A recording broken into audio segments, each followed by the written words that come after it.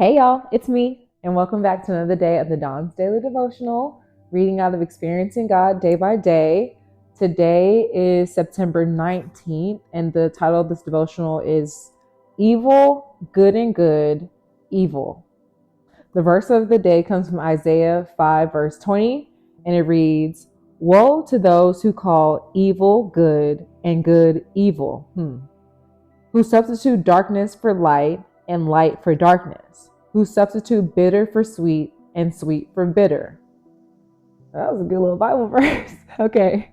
The devotional reads, It is Satan's practice to convince people that what God calls good is actually evil, and what God declares is evil is in fact good.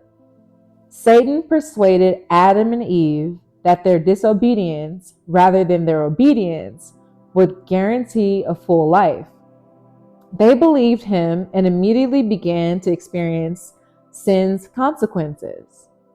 Despite the absurdity of Satan's logic, he continues to deceive people into doubting what God has clearly said. King Saul sought Samuel's affirmation for the sacrifice he had offered, even though he had acted in direct disobedience to God's command, as seen in 1 Samuel 15, verse 13. Ananias and Sapphira expected praise from an early church for their offering, though they were blatantly lying, as seen in Acts 5, verses 1 through 11. An Amalekite soldier sought David's gratitude for killing Saul, God's anointed king, as seen in 2 Samuel 1, verses 1 through 16. We too face the temptation to call something good that God has declared wicked. We may be persuaded that we can accomplish more good by lying than by telling the truth. We may claim that we are mobilizing Christians to pray for someone in sin when in fact we are spreading gossip. We may assert that we are following God's will in our job when in fact we are striving to pursue our own ambitions. We will also be tempted to call evil that which God declares is good.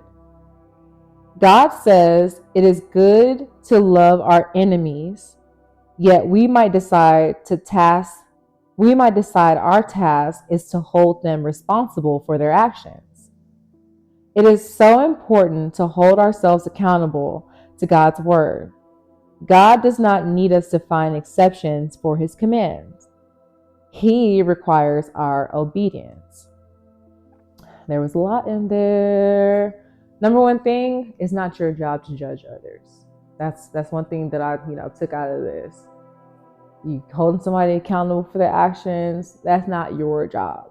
Okay? You want to make sure you treat everyone with the same amount of respect. You want to make sure you try to forgive people for their trespasses as God gave you for your trespasses against them. Okay? So just make sure that you are focusing on your walk with Christ and make sure that you're spreading kindness as much as you can. I hope that you are able to practice that today, and I will see you tomorrow.